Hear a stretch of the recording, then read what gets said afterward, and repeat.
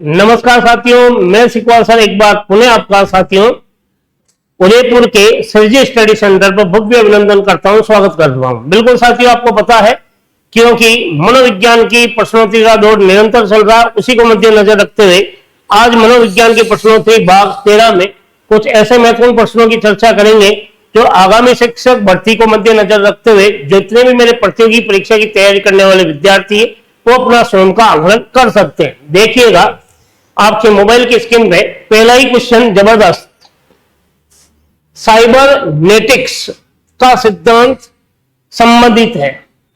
बहुत ही मार्मिक क्वेश्चन है और जबरदस्त क्वेश्चन। साइबरनेटिक्स का सिद्धांत संबंधित है, क्या वो अभिप्रेरणा से है, अधिगम से है, अवधान से है या प्रतिपुष्टि से? बिल्कुल साथियों, ध्यान से क्वेश्चन को पढ़िएगा, समझिएगा और उत्तर दीजिएगा। यदि हम बात करते हैं साइबरनेटिक्स की, तो ये जो सिद्धांत दिया है तो अभिप्रेरणा से ये संबंधित नहीं है। क्यों नहीं है? क्योंकि अभिप्रेरणा में मनोविश्लेषण का सिद्धांत है, अभिप्रेरणा के अंदर मौन प्रवृत्ति का सिद्धांत है, अभिप्रेरणा में मांग का सिद्धांत है, अभिप्रेरणा में सत्यवादी सिद्धांत है, लेकिन साइबरनेटिक्स नाम का कोई सिद्धांत नहीं है। इस वजह से ये आंसर नहीं है। यदि आप सोचते हो अधिगम से, तो ये भी आंसर गलत है, क्योंकि अधिगम में एक तो संबंधवादियों का सिद्धांत आता है, संबंधवादी का, और एक आता है व्यवहारवादी का, और तीसरे नंबर की यदि बात करें तो एक आता है निर्मितवादी का। तो ये तीनों ही सिद्धांतों से इसका कोई लेना देना नहीं है। इसका मतलब बी ऑप्शन भी गलत है।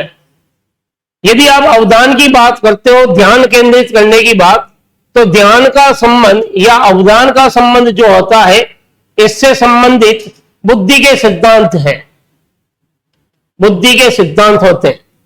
तो आपको यह पता हो गया होगा साथियों कि आखिर कौन सा विकल्प सही हो रहा है। डी विकल्प सही हो रहा है। बिल्कुल साइबरनेटिक्स जो सिद्धांत होते हैं ये प्रतिपुष्टि या पुनर्बलन में योगदान देते हैं।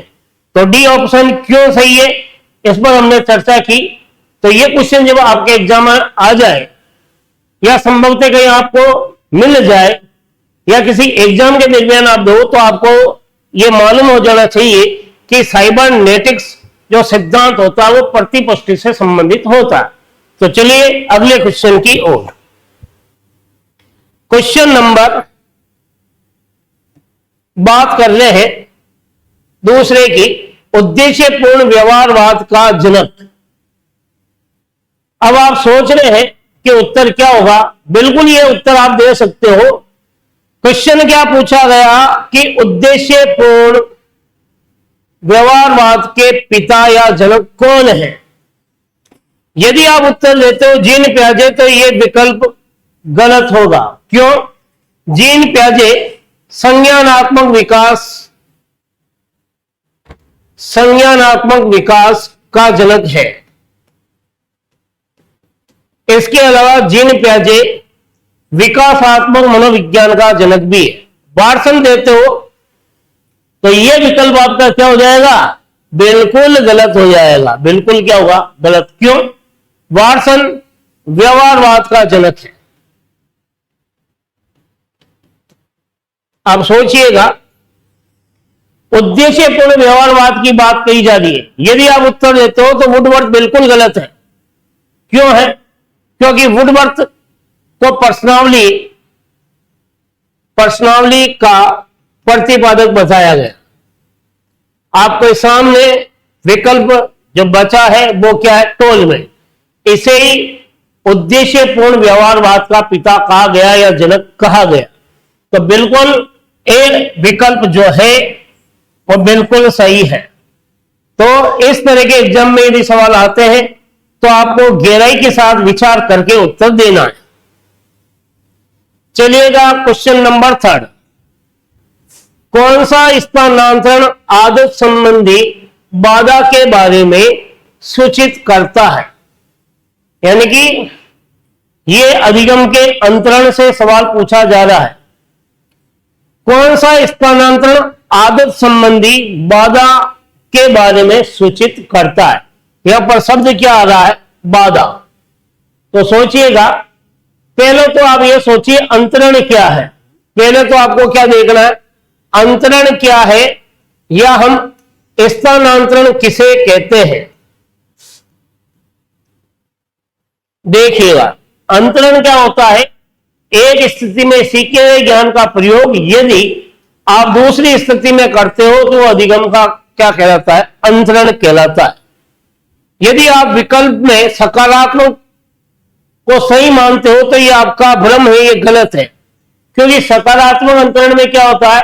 एक स्थिति में सीखे गए ज्ञान का प्रयोग दूसरी स्थिति में सहायक होता है। यहां पर क्या होता है? सहायक। लेकिन यहां क्या दिया जा रहा? बाधा है। सहायक न होने के कारण यह विकल्प क्या हो गया? गलत। यदि आप संज्ञात्मक दे रहे हो तो यह विकल्प भी गलत है। क्यों? न तो यह सहायक है न यह बाधक है, तब इसे हम क्या कहते हैं? तटस्थ कहते हैं। तो यह भी नहीं होगा। यदि आप उत्तर देते हो अनुलम, तो यह लंबवत अंतरण कहलाता है कि एक स्थिति में सीखा ज्ञान दूसरी उच्च स्तरीय परिस्थिति में सहायक हो। तो यहां पर क्या है? सहायक नहीं आ रहा। सहायक भी कौन सी? उच्च स्तरीय परिस्थिति की बात नहीं हो रही है, यहां तो बाधकता की बात हो रही है। इसलिए यह विकल्प भी क्या हो गया? गलत हो गया। तो आंसर आपके सामने है नकारात्मक, जिसे हम प्रतिकूल अंतरण भी कहते हैं। क्या कहते हैं? प्रतिकूल अंतरण भी कहते हैं। अब आपको यह पता हो गया होगा आखिर डी विकल्प क्यों सही माना गया। क्योंकि यह एक स्थिति में सीखा हुआ ज्ञान दूसरी स्थिति में क्या हो रहा है? बाधकता उत्पन्न कर रहा है। इसी कारण इसे नकारात्मक अंतरण कहते हैं। क्वेश्चन भी क्या पूछा जा रहा है? कौन सा स्थानांतरण आदत संबंधी बाधा के बारे में सूचित करता है। मान लेते हैं कि आपका प्रैक्टिस है इस हाथ से लिखना होगा। कौन सा? राइट। और यदि इस हाथ में लग जाती है और मजबूरन आपको लेफ्ट से लिखना पड़ता, तो बार बार आपकी आदत क्या है? राइट से लिखने की है। तो राइट से लिखने के कारण आप पेन बार बार कहां पकड़ोगे? राइट में पकड़ोगे। तो ये लेफ्ट में क्या हो गया? आपके लिए एरर हो गया, बाधक हो गया। इसी वजह से यहां कौन सा अंतरण आ गया? नकारात्मक अंतरण आ गया। चलिए अगले क्वेश्चन की ओर। बहुत ही जबरदस्त शब्द दिया है। आशुबेल के द्वारा दिया गया सीखने का प्रकार कौन सा नहीं। तो आशुबेल ने सीखने का कौन सा प्रकार नहीं दिया है? क्या पूछा है? नहीं। क्या आशुबेल ने रटकर सीखने की बात कही? क्या आशुबेल ने अन्वेषण के द्वारा सीखने की बात कही? क्या आशुबेल ने अनुगम द्वारा सीखने की बात कही? क्या आशुबेल ने अर्थपूर्ण द्वारा सीखने की बात कही? तो यहां पूछा जा रहा है आशुबेल।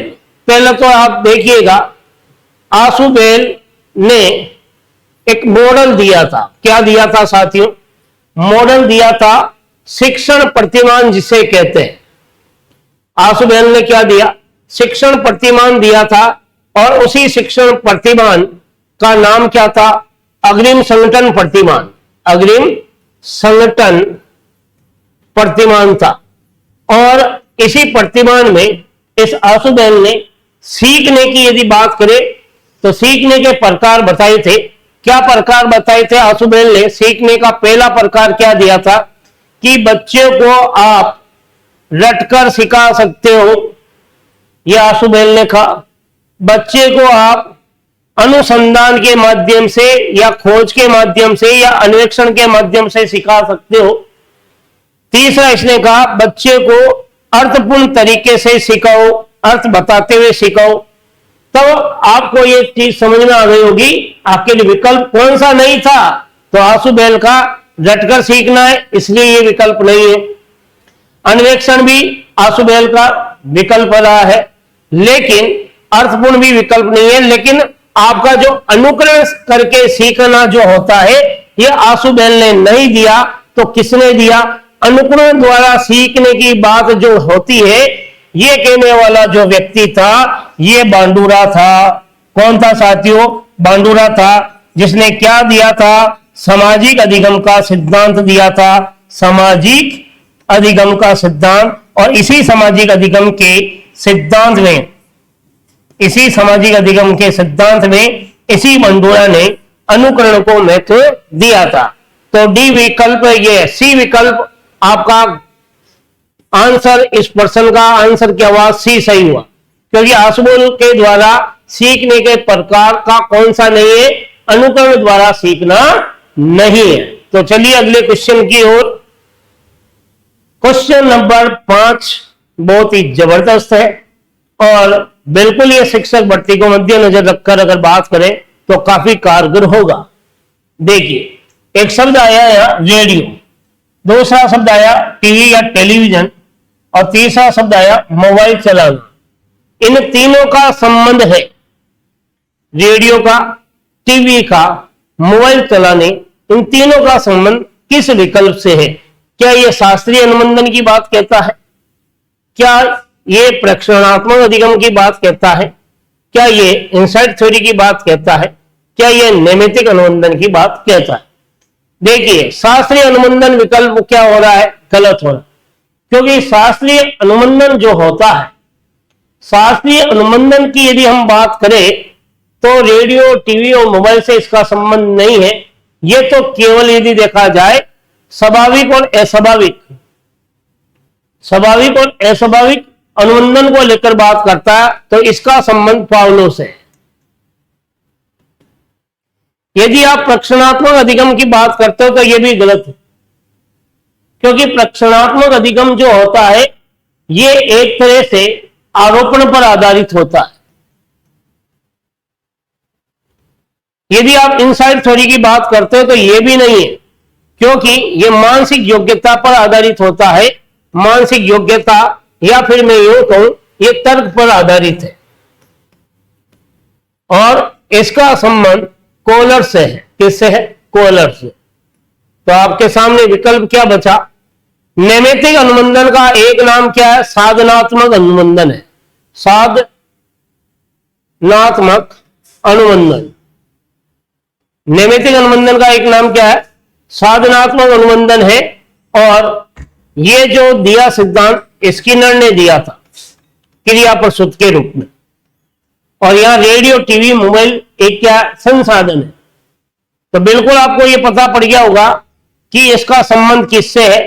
डी विकल्प से क्या माना गया? बिल्कुल सही माना गया। तो चलिए आगे की ओर। शब्द आया मनोविज्ञान ने शिक्षा को कैसा बना दिया है। जैसे ही मनोविज्ञान शिक्षा में आई, शिक्षा क्या हो गई? बाल केंद्रित हो गई। तो यहां पर बाल केंद्रित बिल्कुल ऑप्शन दिया, छात्र केंद्रित बिल्कुल ये विकल्प क्या हो रहा है? सही हो रहा है, क्योंकि मनोविज्ञान ने शिक्षा को क्या बनाया? बाल केंद्रित बनाया। मनोविज्ञान जब शिक्षा से नहीं जुड़ा हुआ था तब तक शिक्षा कैसी थी? शिक्षक केंद्रित थी। शिक्षक जो कहता था उसी को बच्चों को सीखना होता था। तो ये प्राचीन काल की शिक्षा की पद्धति है, प्राचीन काल में। तो ये वर्तमान में ये विकल्प गलत। पाठ्यक्रम, वर्तमान में पाठ्यक्रम को जरूर महत्व दिया, लेकिन ज्यादा महत्व किसको दिया? छात्र को दिया। तो इसका मतलब ये वर्तमान में औपचारिक शिक्षा से संबंधित है। औपचारिक शिक्षा में पाठ्यक्रम और सभी विकल्प सही है ही नहीं। तो बिल्कुल आपको पता हो गया होगा कि आखिर मनोविज्ञान ने शिक्षा को क्या किया? छात्र केंद्रित कर दिया। और छात्र जो होता है वो आश्रित चर कहलाता है। छात्र क्या कहलाता है? छात्र आश्रित चर है और शिक्षक स्वतंत्र चर है। तो बिल्कुल विकल्प सी बिल्कुल राइट। चलिए अगले क्वेश्चन की ओर। क्वेश्चन नंबर 7 बहुत ही जबरदस्त। असामान्य मनोविज्ञान का पिता बताया गया है। अब तक आपने चीज पढ़ी है, सामान्य मनोविज्ञान, असामान्य मनोविज्ञान, समाज मनोविज्ञान और मानव मनोविज्ञान। अब यहां क्या पूछा जा रहा है? असामान्य मनोविज्ञान का पिता किसे बताया? यदि आप उत्तर देते हो वाटसन तो गलत होगा, यदि आप उत्तर देते हो टोलमैन तो भी गलत होगा, यदि उत्तर देते हो जॉन डीवी तो ये आपका आंसर क्या होगा, ये भी गलत है, सही नहीं है। तो आंसर क्या हो गया, डी बिल्कुल सही हो गया। अब आप सोचो कि डी क्यों सही हुआ। डी इसलिए सही हुआ क्योंकि सिगमंड फ्राइड ने मनोविश्लेषण सिद्धांत दिया था। क्या दिया था, मनोविश्लेषण सिद्धांत, ये सिगमंड फ्राइड का है। अब आप सोचते हैं कि मनोविश्लेषण सिद्धांत देने से सही हुआ, नहीं, क्योंकि मनोविश्लेषण सिद्धांत में मन की 3 दशाएं बताई, मन की 3 दशाएं बताई। और 3 दशा की यदि बात करूं तो सबसे पहला था चेतन मन, दूसरे नंबर पर था अर्धचेतन मन, अर्धचेतन मन, और तीसरे नंबर पर था अचेतन मन। और अचेतन मन का जो संबंध था वो जब व्यक्ति का कोई काम नहीं हो पाता, व्यक्ति की जब कोई इच्छा पूरी नहीं हो पाती, उस व्यक्ति का व्यवहार सामान्य नहीं रहता, उस व्यक्ति का व्यवहार कैसा होता है, असामान्य। तो बिल्कुल आपको पता हो गया, असामान्य व्यवहार पर किसने कार्य किया था, इस फ्राइड ने कार्य किया था, जिसके कारण सिगमंड फ्राइड को असामान्य मनोविज्ञान का क्या माना गया, जनक माना गया। अब आप सोच रहे हो वाटसन क्यों गलत हुआ, क्योंकि ये व्यवहारवाद का जनक है, व्यवहारवाद का जनक है, इस वजह से ये विकल्प क्या हुआ, गलत। टोलमैन क्यों गलत हुआ, क्योंकि टोलमैन जो था ये उद्देश्यवाद को महत्व देता है और चिन्ह को विशेष महत्व देता है, चिन्ह और संकेत वाद का जनक कहलाता है, इसलिए गलत हुआ। जॉन डीवी इसलिए गलत हुआ क्योंकि जॉन डीवी की यदि हम बात करते हैं तो जॉन डीवी ने केवल यदि बात करें तो इसने शिक्षा को त्रिमुखी प्रक्रिया बताया, शिक्षा को त्रिमुखी प्रक्रिया बताया, इस चीज को लेकर कार्य किया था, इस वजह से यह भी नहीं है। तो बिल्कुल असामान्य मनोविज्ञान का जो जनक होगा वो सिगमंड फ्राइड को बताया गया। चलिए अगले क्वेश्चन की ओर देखिएगा, सुमेलित सही है, यहां पर ये क्वेश्चन दिया गया, कौन सा विकल्प जो है सही तरह से सुमेलित है। देखिए, संरचनावाद का संबंध विलियम जेम्स से है, यह विकल्प गलत हो रहा है क्योंकि संरचनावाद का संबंध किससे है, विलियम वुंट से है। किससे है, विलियम वुंट। यदि आप सोचते हो व्यवहारवाद का संबंध मैक्स वर्दीमर से है तो यह भी गलत है क्योंकि व्यवहारवाद का संबंध किससे होता है, वाटसन से होता है। यदि आप सोचते हो समग्रवाद का संबंध कोफका से है तो यह विकल्प आपका क्या है, सही है, क्योंकि समग्रवाद का संबंध जो है एक तो कोलर से होता है, एक मैक्स वर्दीमर से होता है और तीसरा जो होता है वो कोफका से होता है। ये तीनों ही समग्रवादी है। तो बिल्कुल आपको पता हो गया होगा आखिर ये क्वेश्चन जो पूछा गया कौन सा विकल्प सही है, तो समग्रवाद का संबंध कोफका है। मनोविश्लेषणवाद जॉन डीवी से नहीं है क्योंकि मनोविश्लेषणवाद में कौन होता है, सिगमंड फ्राइड होता है। कौन होता है, सिगमंड फ्राइड। और कौन हो सकता है, जुंग हो सकता है, जिसे युंग भी कहा गया। अब विलियम जेम्स जो है साथियों, ये प्रकार्यवाद का समर्थक है, प्रकार्यवाद का। और मैक्स वर्दीमर आपको पता हो गया समग्रवाद का। और जॉन डीवी की यदि हम बात करें तो यह भी प्रकार्यवाद का है, जॉन डीवी भी। तो यह सही विकल्प केवल क्या है, सी आंसर क्या हो गया, बिल्कुल सही माना गया। बिल्कुल ये क्वेश्चन तभी आप हल कर पाओगे साथियों जब आपकी विषय वस्तु पर क्या हो जाएगी, पकड़ हो जाएगी। तो अगले क्वेश्चन की तरफ चलिएगा। क्वेश्चन नंबर 9, शिक्षा बिना बोझ की इसका संबंध है। बहुत ही जबरदस्त है और बिल्कुल रिट को मद्देनजर रखकर यह क्वेश्चन यहां पर पुटअप हुआ है। शिक्षा बिना बोझ की हो, यह बात किससे संबंधित है? क्या शिक्षा के अधिकार अधिनियम 2009 से है? देखिएगा, शिक्षा का अधिकार अधिनियम 2009 इस बात को लेकर नहीं बनाया गया। वो तो यह कहता है स्कूली शिक्षा सबको अनिवार्य दी जाए। 6 से 14 वर्ष के बालकों को अनिवार्य शिक्षा दी जाए। तो यह तो किस बात को लेकर बनाया गया? स्कूली शिक्षा क्या हो? अनिवार्य हो, यानी कि शिक्षा का अधिकार की बात कहता है, शिक्षा के अधिकार की। और वो भी कौन सा?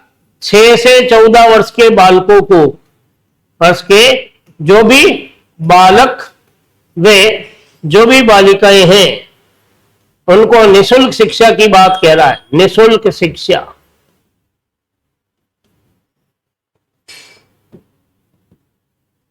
तो इसका मतलब पहला विकल्प नहीं है, शिक्षा बिना बोझ की। समावेशी शिक्षा का अगर आप सोचते हो तो यह विकल्प भी गलत है। क्यों है? समावेशी शिक्षा का संबंध समान शिक्षा से, समान शिक्षा से है। लिंग भेद के आधार पर, जाति के आधार पर, धर्म के आधार पर सबको समान शिक्षा देने से। व्यवहारिक शिक्षा की यदि बात करो तो इसका संबंध सामाजिकता से। किससे है? सामाजिकता से। इसका मतलब सी विकल्प भी गलत हो गया। तो आपके सामने क्या बचा? केवल जो विकल्प बचा, राष्ट्रीय पाठ्यचर्या 2005, एनसीएफ 2005, जिसके अध्यक्ष कौन थे? प्रोफेसर यशपाल थे। कौन थे? प्रोफेसर यशपाल ने 2005 में इसकी अध्यक्षता के रूप में शिक्षा बिना बोझ की हो इस बात को प्रस्तुत किया। तो बिल्कुल डी विकल्प क्या माना जाएगा? बिल्कुल सही माना जाएगा। चलिए अगले क्वेश्चन की ओर। क्वेश्चन नंबर 10 आपके मोबाइल की स्क्रीन पर देखिएगा। क्वेश्चन नंबर 10 क्या कह रहा है? चलिए पेन भी थोड़ा सा चेंज कर लेते। निम्नलिखित में से कौन सा वाद शिक्षा मनोविज्ञान पर आधारित है? ऐसा कौन सा वाद है, ऐसा कौन सा संप्रदाय है जो शिक्षा मनोविज्ञान पर आधारित है?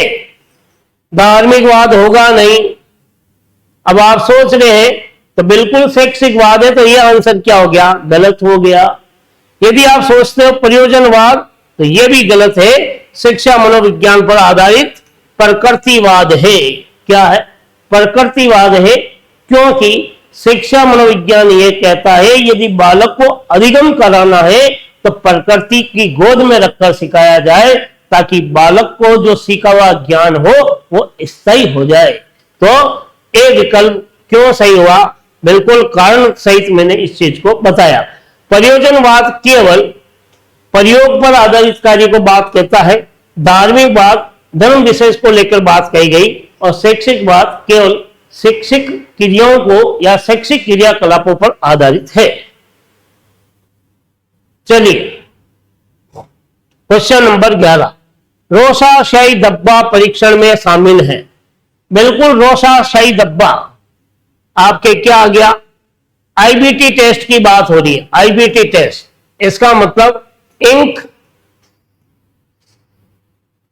ब्लॉक टेस्ट की बात हो रही है। किसकी बात हो रही? इंक ब्लॉक टेस्ट, जो कि हरमन रोशन ने दिया। गड़बड़ रोशन ने नहीं दिया। किसने दिया? हरमन रोशन ने दिया 1921 में। लोकप्रिय 11 से 21 के मध्य रहा। और इस हरमन रोशन के द्वारा ये जो परीक्षण दिया गया, इसमें लगभग यदि देखा जाए तो 10 कार्डों का उल्लेख हुआ है। कितने कार्ड थे? 10 कुल कार्ड थे। कुल कार्ड कितने थे? ये 10। 5 कार्ड पर क्या था? कौन से रंग की स्याही के डब्बे थे? 5 कार्ड पर तो काले वे सफेद स्याही के डब्बे थे। सफेद स्याही के क्या थे? इंक के क्या थे साथियों? ये डब्बे थे। क्या थे? डब्बे थे। और 5 कार्ड पर विभिन्न रंग की स्याही के डब्बे, विभिन्न रंग की स्याही के क्या थे, स्याही के डब्बे थे। तो बिल्कुल आप समझ गए होंगे कौन सा। 5 कार्ड पर तो क्या थे, 5 कार्ड पर काले और सफेद और 5 कार्ड पर विभिन्न रंग की स्याही के डब्बे। तो आप ऑप्शन पहचान लिए। क्या विभिन्न रंग की स्याही के डब्बे कुल 10 कार्डों पर? नहीं, 5 पर काले और सफेद, तो ये विकल्प हो गया गलत। क्या 5 वे काले पर और नीले कार्ड? नहीं थे। 5 काले थे और 5 रंगीन थे? नहीं थे। बिल्कुल डी विकल्प सही है, 5 काला और सफेद थे और 5 शेष विभिन्न रंग की स्याही वाले डब्बे कार्ड थे। तो डी विकल्प क्या हो गया, सही हो गया। बिल्कुल हरमन रोसा का ये व्यक्तित्व मापन का प्रक्षेपण विधि थी। तो अगले क्वेश्चन पर चलिएगा, क्वेश्चन नंबर 12। सृजनशील बालक में कौन सी विशेषता होती? बिल्कुल ये क्रिएटिविटी से सवाल पूछा है और सृजनशील बालकों के गुणों से ये क्वेश्चन आया। देखिएगा, क्या सृजनशील बालक जिज्ञासा होता है? बिल्कुल जिज्ञासु होता है, तो यह तो इसकी विशेषता है। क्या सृजनशील बालक में मौलिकता का गुण होता है? बिल्कुल मौलिकता से परिपूर्ण होता है, मौलिकता से परिपूर्ण। क्या सृजनशील बालक प्रभावशील रहता है? बिल्कुल धारा प्रवाह से युक्त होता है, धारा प्रवाह से युक्त। तो तीनों विशेषताएं हैं, इसका मतलब डी विकल्प क्या हो गया, बिल्कुल सही हो गया। चलिए क्वेश्चन नंबर 13। शिक्षा मनोविज्ञान शिक्षक की तैयारी की आधारशिला है, यह कथन है। सेकंड ग्रेड में, डिट में, यहां तक फर्स्ट ग्रेड में भी यह क्वेश्चन पूछा गया है। शिक्षा मनोविज्ञान एक अध्यापक के लिए आधारशिला का काम करता है, इस कथन को कहने वाला कौन शख्स है? क्या इस कथन को पील मोदी ने कहा? नहीं कहा। पील मोदी क्या कहता है? शिक्षा मनोविज्ञान, शिक्षा मनोविज्ञान शिक्षा का विज्ञान है। तो बिल्कुल आपको समझ में आ गया होगा डी ऑप्शन क्यों गलत हुआ। स्टीफन की बात करते तो यह भी नहीं है। स्टीफन क्या कहता है? स्टीफन कहता है शैक्षिक विकास का क्रमबद्ध अध्ययन करना है, शैक्षिक विकास का क्रमबद्ध अध्ययन, क्रमबद्ध अध्ययन है शिक्षा मनोविज्ञान। ये बात किसने कही? स्टीफन ने कही। यदि आप कहते हो करो एंड करो तो ये विकल्प क्या हो रहा है, सही नहीं हो रहा, ये भी गलत हो रहा है। क्यों? करो एंड करो ने शिक्षा मनोविज्ञान की परिभाषा क्या दी? व्यक्ति के जन्म से लेकर वृद्धावस्था के सीखने के अनुभवों का वर्णन करना शिक्षा मनोविज्ञान है। क्या कहता है? व्यक्ति के जन्म से वृद्धावस्था तक के सीखने के अनुभवों का वर्णन करना है, वर्णन करना। तो सोचिएगा यहां एक ही प्रश्न में 4 प्रश्न तैयार हो गए, तो आपके सामने ए विकल्प क्या हो गया? बिल्कुल यही वो शख्स है, स्किनर साहब, जिसने शिक्षा मनोविज्ञान को अध्यापक की आधारशिला बताया है। अब मैं यदि आपसे पूछूं शिक्षा मनोविज्ञान की आधारशिला किसने रखी, तो आप उत्तर क्या दोगे? कि स्किनर। जबकि यह मैंने प्रश्न अलग पूछा। क्यों पूछा है? अलग इसलिए पूछा है कि यहां पर स्किनर नहीं होगा। शिक्षा मनोविज्ञान की आधारशिला किसने रखी? नोट करके लिख लेना, यहां पर एक क्वेश्चन और तैयार हो रहा है। शिक्षा मनोविज्ञान की आधारशिला,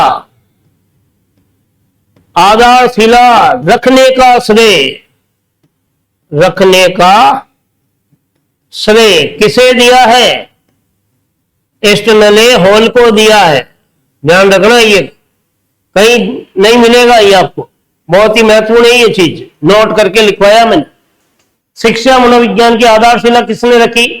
हॉल ने रखी। और शिक्षा मनोविज्ञान अध्यापक की तैयारी की आधारशिला किसने बताई? स्किनर ने बताई। तो चलिए अगले क्वेश्चन की ओर।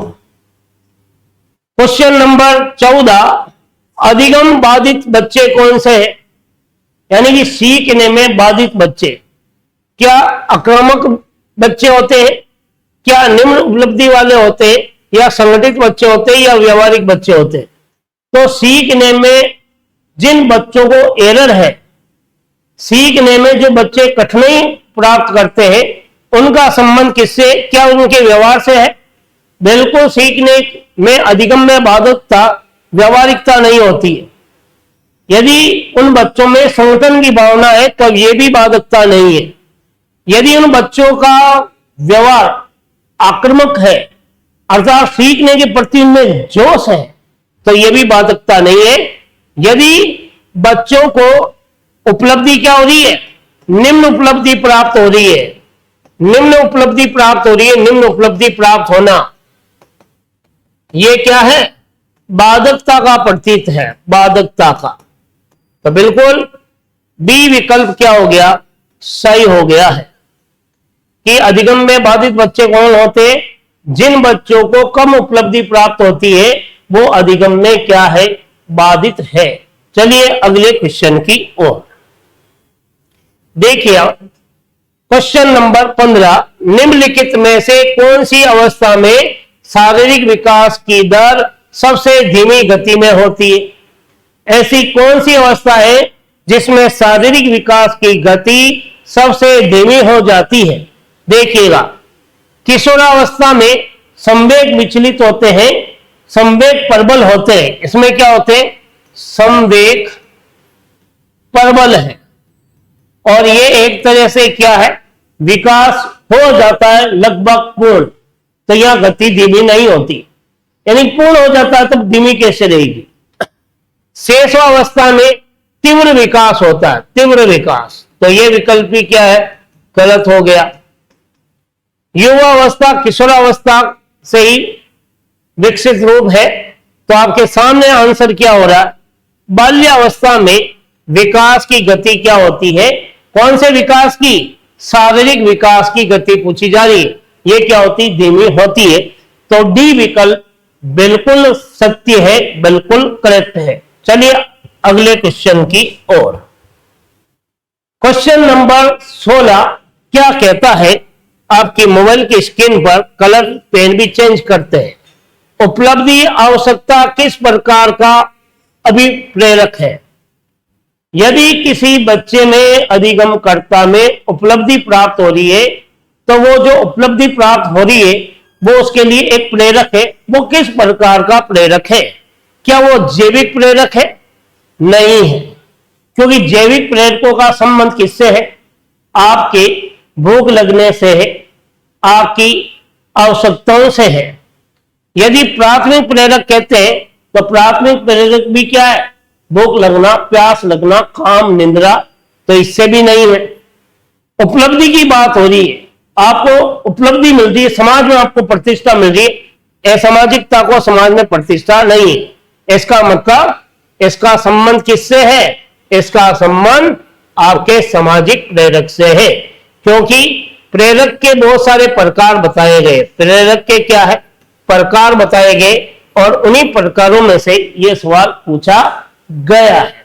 जैसे जन्मजात प्रेरक, अर्जित प्रेरक, यानी कि अलग अलग व्यक्तियों ने प्रेरकों का वर्गीकरण किया। जैसे हम बात करते हैं एब्राहम मैस्लो ने प्रेरकों का वर्गीकरण किया, हम बात करते हैं गेरट ने प्रेरकों का वर्गीकरण किया, हम बात और करते हैं तो थॉमसन ने भी प्रेरकों का वर्गीकरण किया। तो थॉमसन ने जो प्रेरकों का वर्गीकरण किया या गेरट ने जो प्रेरकों का वर्गीकरण किया, इन्हीं प्रेरकों के वर्गीकरण से यह सवाल आया हुआ है।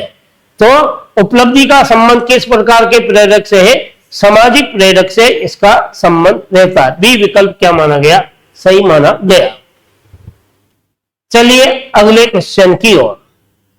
बहुत ही इंपॉर्टेंट है। जनतंत्रीय शिक्षा का सबसे बड़ा व्याख्याता बताया गया है। लोकतंत्रीय शिक्षा का सबसे बड़ा व्याख्याता किसे बताया गया है? किस दार्शनिक को व्याख्याता बताया है? किलप्रैक्टिक को नहीं बताया है, ये तो प्रोजेक्ट विधि का प्रतिपादक है, प्रोजेक्ट विधि का। प्लेटो को नहीं बताया गया है, ये तो मन और मस्तिष्क को लेकर बात करता है। अब आप सोच रहे हो मन मस्तिष्क को क्यों? क्योंकि शुरू में आत्मा का समर्थक था, बाद में भौतिकवाद का समर्थक हो गया और कुछ समय बाद ये मन मस्तिष्क के तरफ भी गया था। तो विशेष रूप से प्लेटो का संबंध किससे? भौतिकवाद से है। इसके अलावा इसने रिपब्लिक नामक पुस्तक को भी लिखा था। यदि आप वुडवर्थ की बात करो तो ये व्यवहारवाद से संबंधित है। और जॉन डीवी की यदि आप बात करते हो तो ये लोकतंत्रीय शिक्षा के बारे में, क्योंकि एकमात्र क्या था, लोकतंत्रीय शिक्षा को लेकर बात कही थी और एकमात्र शैक्षिक दार्शनिक था। कौन सा दार्शनिक? शैक्षिक दार्शनिक था। तो जॉन डीवी जो है, जिसे जनतंत्रीय शिक्षा का व्याख्याता भी कहा गया है। चलिए अगले क्वेश्चन की ओर। Question number 18। इससे पहले अपन ने क्या पढ़ा? 17। देखिए, संग्रह करने की प्रवृत्ति यानी कि कौन सी अवस्था में जो बच्चा होता है वो चीजें इकट्ठी करता है। सोचिएगा, आप जब बच्चे थे तो आप किस अवस्था में संग्रह करते थे? बिल्कुल आंसर आपके सामने है, बाल्यावस्था। अब ये शेष अवस्था क्यों गलत हुई? क्योंकि सीखने का आदर्श काल है, ये तो सीखने का आदर्श काल,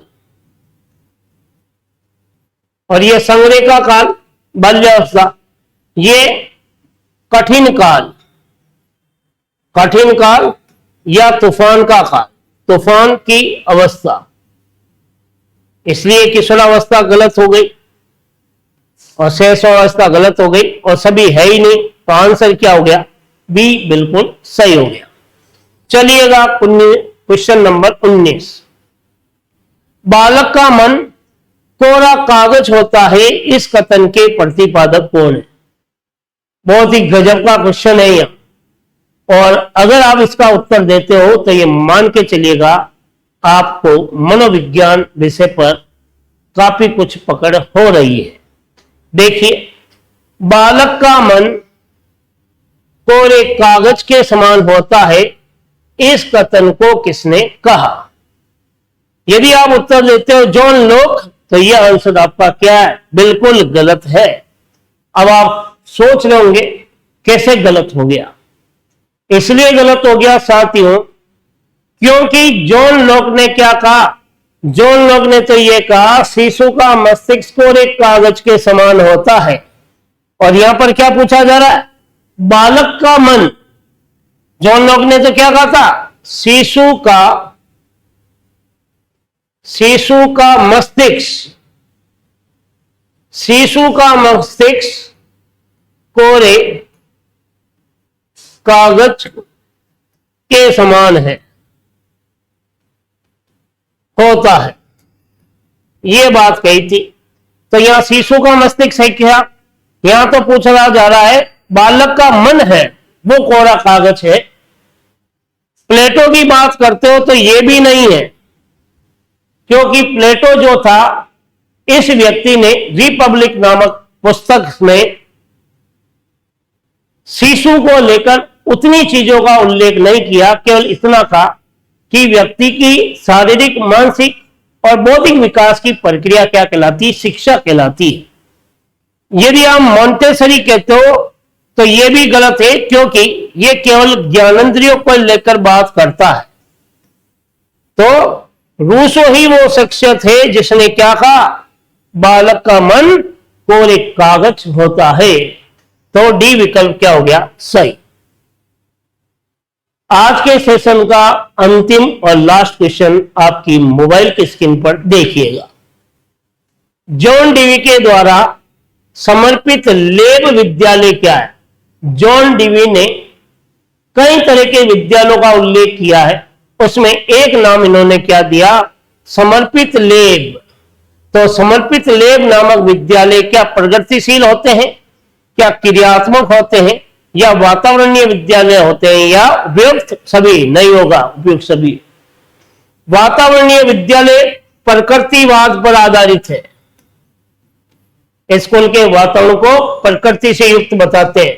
क्रियात्मक अनुसंधान पर, क्रियात्मक एक्शन रिसर्च पर आधारित है। तो ये विकल्प भी गलत। तो कौन सा होगा? ए जो है ये बिल्कुल है। जॉन डीवी ने प्रगतिशील विद्यालय को समर्पित लेब नाम से संबोधित किया था।